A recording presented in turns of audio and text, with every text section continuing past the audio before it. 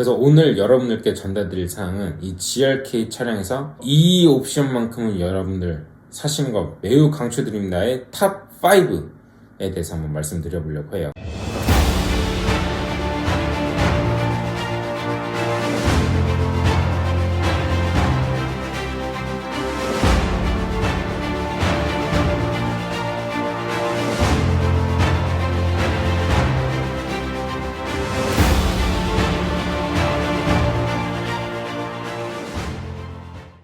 안녕하세요, 시바타의 오방원입니다. 오늘은 제가 새해 기념으로 뭘 찍으면 좋을까를 많이 생각을 해봤는데, 여러분들 초보자분들께 추천드리는 아이템들 영상을 찍은 지가 벌써 2년이 지났어요. 많은 분들이 언제 이제 최신판으로 추천 영상을 찍냐, 그런 문의를 많이 주셨거든요. 근데 사실 그때에 비해서 지금 추천드릴 만한 항목들이 그렇게 크게 변하진 않았어요. 이 드리프트 시장이 되게 획기적으로 초보자들에게 되게 좋은 제품들이 획기적으로 많이 나오진 않았거든요. 그래서 저도 자신있게 조금 추천하기가 어렵더라고요. 새로 나온 것들에 대해서. 가격대들도 많이 비싸졌고, 그러다 보니까 제가 쉽사리 여러분들께 새해 추천 영상을 찍기가 어렵습니다. 근데 오늘만큼은 제가 GRK 차량에 대해서 여러분들께 추천드리는 옵션 영상을 찍어보려고 합니다. 그래서 오늘 여러분들께 전달드릴 사항은 이 GRK 차량에서 이 옵션만큼은 여러분들 사시는 거 매우 강추드립니다의 탑 5에 대해서 한번 말씀드려보려고 해요. 일단 제가 벌써 이 GRK 차량을 이용한 지가 한 3, 4년 된 것 같아요. 3, 4년 정도 되면서 정말 다양한 부품들을 많이 써봤을 거잖아요, 3, 4년 동안. 그래서 여러분들께 정말 이거는 후회 없습니다. 이거는 진짜 무조건 사십시오 라고 하는 추천 탑 5 한번 말씀드려 보도록 하겠습니다. 여러분들께 추천드리는 5위는 바로 프론트 브레이스입니다. 이 프론트 브레이스 요거요, 와이바라고 하죠. 이 GRK 특징이 여러분들이 와이바가 없으면 프론트 강성이 매우 좀 약합니다. 벌크 헤드가 결국에 여기 앞쪽에서밖에 볼트를 고정 안 하는 방식이거든요. 뒤까지 벌크헤드가 안 내려와 있다 보니까 이 서버가 장착된 것과 벌크헤드가 조금 따로 노는 경향이 있어요. 그래서 그 부분에서 오는 스티어링의 이질감 이런 게 생길 수도 있긴 하거든요. 근데 이 프론트 브레이스가 생김으로 인해서 이 프론트 벌크헤드서부터 이 서버 쪽까지가 일체형이 되는 겁니다. 강성을 확 갖추게 되거든요. 요즘 나오는 차들 보시면 이미 벌크헤드 형상 자체가 뒤까지 이어지는 차들이 굉장히 많잖아요. 그래서 그런 차원으로 이 프론트 브레이스가 들어간 거라고 보시면 될 것 같아요. 그래서 프론트 강성을 여러분들이 높이고 싶다 그러면 이 프론트 브레이스 강추드립니다. 그 다음에 4위죠. 4위는 리어 가변 쇼크타워입니다. 이 리어 가변형 쇼크타워가 왜 4위냐, 사실 굉장히 유용합니다. 이 쇼크타워가 여기 눈금으로 여러분들 높이를 조절할 수가 있어요. 쇼크타워의 높이를. 그러면 어떻게 되냐, 제가 이 댐퍼를 활용하는 위치를 조절할 수가 있는 거야.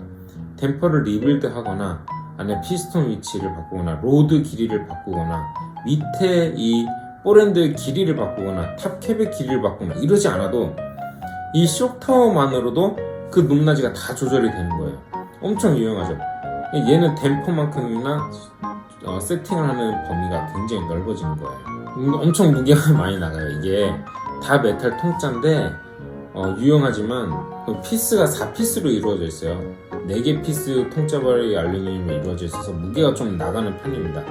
다만 세팅을 잡는 데는 진짜 굉장히 유용해요. 그래서 저도 지금 무게가 나가지면 다시 달았잖아요. 작년 대회 때는 좀 가볍게 하려고 카본 쇼크타워로 바꿨다가 지금 다시 메탈로 바꿨는데 정말 편합니다. 경량은 안 되지만 정말 세팅하는 데 편합니다. 그래서 여러분들께 추천드리는 4위였습니다. 그 다음에 3위는 HRP 샤시입니다. 이 HRP 샤시 GRK5R을 하면서 꼭 필수라고는 말은 못하지만 그래도 하면 좋겠다라고 생각하는 아이템이거든요. 그러니까 결국 차체 강성을 내가 마음대로 조절할 수 있다는 게 특징이고, 프론트랑 리어 어퍼덱이 분할식이 되면서 리어 트랙션 유발이 되게 쉬워져요. 뭐 상급자 분들께는 꼭 필요하진 않을 수도 있어요. 물론 필요하면 상급자 분들께도 선택의 여지가 많아지고 그만큼 차체 강성을 환경에 따라서 조절할 수가 있으니까 유용한 템은 맞는데, 초보자분들께 더 적합한 아이템은 사실은 제가 느끼기엔 그래요. 이게 왜냐면 리어 트랙션을 유발시키기가 되게 좋아서 초보자분들처럼 되게 리어 슬립이 많이 일어나거나 스핀을 하기 쉬우신 분들, 그런 분들께 이 샤실은 진짜 강추드리고 싶어요. 근데 단점은 가격이 좀 비쌉니다. 그래서 아마 가격도 쌌으면 제가 이거를 무조건 1위로 갔었을 텐데 가격이 좀 나가요. 그래서 그것 때문에, 가격 하나 때문에 3등으로 밀려났습니다. 그래서 제가 추천드리는 GLK 옵션 3위는 HRP 샤시였습니다. 그리고 제가 추천드리는 GLK 옵션 2위입니다. 2위는 바로 이 프론트 너클 버전 Y입니다. 이 프론트 너클의 특징이 뭐냐면, 여러분들 살짝 킹핀각이 살짝 들어가 있어요. 한 0.5도 정도. 그래서 킹핀각이 살짝 들어가 있는 상태에서 힐 옵셋이 많이 빠져나와 있어요. 한 4mm, 3mm에서 4mm 정도 나와 있는 형태예요. 너클 형태 자체가. 회전하는 축 자체가 많이 튀어나와 있는 거거든요. 그렇게 됨으로써 특징이 뭐냐면은 휠에 더 베어링, 그러니까 구동하는 이 축 자체 있잖아요. 베어링들이 있는 게 휠에 더 가까워지는 거예요. 같은 옵셋을 사용하더라도. 그래서 더 축이 부드러워집니다. 회전 질감이 굉장히 좋아져요.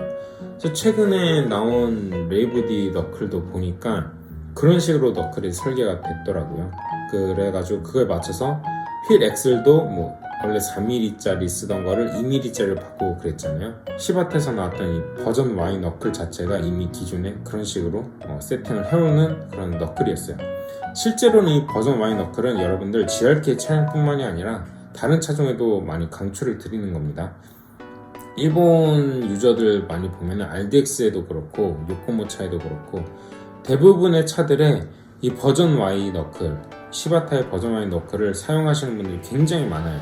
그 다음에 대망의 여러분께 추천드리는 1위 옵션은 바로 리어에 들어가는 업라이트입니다. 멀티 유저 업라이트인데 이게 정말 유물이에요. 보통 여러분들 업라이트를 사시면 A암용이 있고 H암용이 있잖아요. 그래서 보통 이 두 개가 범용이 안 돼요. 근데 이 리어 업라이트는 범용이 됩니다. H암에도 쓸 수가 있고 A암에도 쓸 수가 있는 업라이트예요. 이미 거기서부터가 대단하죠. 이 너클 자체만으로 휠 옵셋처럼 조정이 가능합니다. 옵셋 조정이 가능해요. 차폭 조정. 여러분들 예전에 오버도즈에서 나왔던 리어 업라이트 있죠. 업라이트 자체에서 토각을 1도, 2도, 3도 변경할 수 있는 그 업라이트 있잖아요.